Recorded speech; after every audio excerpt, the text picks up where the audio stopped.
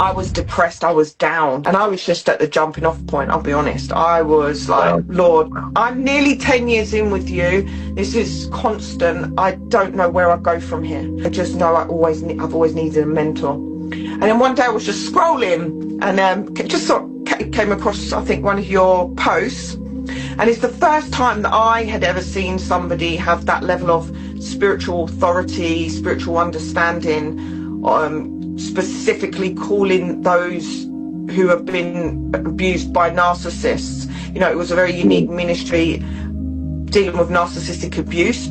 At the time, you just think, oh, it piques your own interest, but it's the Holy Spirit, you know. One day you was having a deliverance session. So some of the people that sign up for your deliverance class, you allow them to practice by having, doing a real practical sessions with people. And you asked if I happened to message you, and you said, hey, you know, would you like to come on this morning? I said, yeah, let's do it. And that's when it all unfolded. I mean, you know how that session went.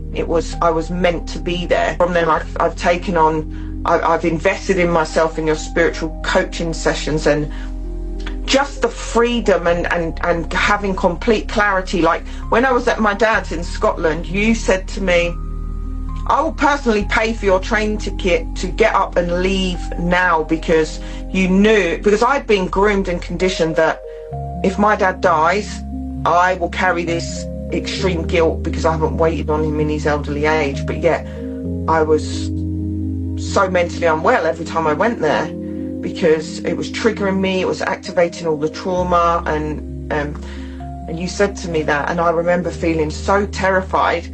But I was like, I knew, because it resonated, the Holy Spirit said. And anyway, I stuck it out to the end of the week, but I got my dog back, because my dad obviously had my dog, and you said, you know, you need to go, you need to take this radical leap of faith.